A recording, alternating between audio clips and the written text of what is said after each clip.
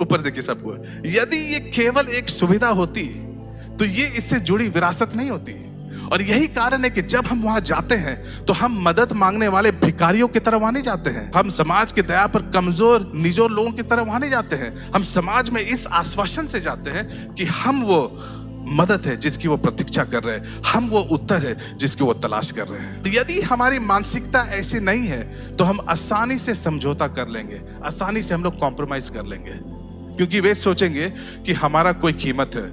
लेकिन भाई और बहनों, हमारे पास कोई कीमत नहीं है। क्यों? क्योंकि हमें पहले ही खरीदा जा चुका है। और एकमात्र वस्तु जिसके साथ हमें खरीदा जा सकता था वो क्या था? यीशु का लहू।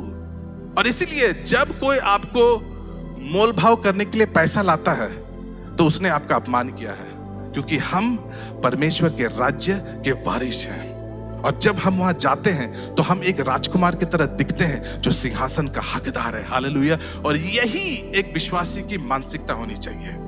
और जब हम कोई ऐसा विश्वासी को पाते हैं जो संसार की तरह काम करता है तो वो नहीं जानता कि वो कौन है। मेरे प्रिय मित्रों, आप परमेश्वर के वारिस हो, हम परमेश्वर के उत्तराधिकारी हैं और हम उसके विरासत का भी हकदार है। और बाइबल ने जानबूझकर यह बात रखी है ताकि हमारा एक व्यक्तित्व हो, एक पर्सनालिटी हो, एक ऐसा व्यक्तित्व जो परमेश्वर ने हमारे बारे में कहा है उसके अनुरूप हो।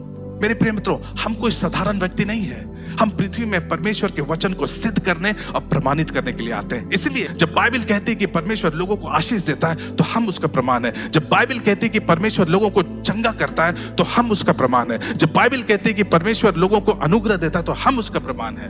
और यही कारण है कि जब हम जीवन में आगे बढ़ते हैं तो हम विश्वास और दृढ़ता के साथ आगे बढ़ते हैं। मेरे प्रिय मित्रों, हमें अपने जीवन में अपनी यात्रा को शुरू करनी चाहिए, क्योंकि समय नहीं है। हम यहाँ हमेशा जीने के लिए नहीं आए हैं।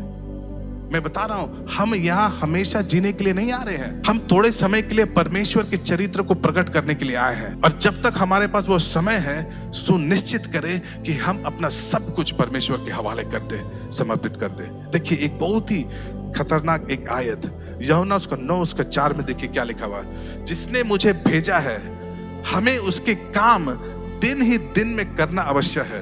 वो रात आने वाली है जिसमें कोई काम नहीं कर सकता।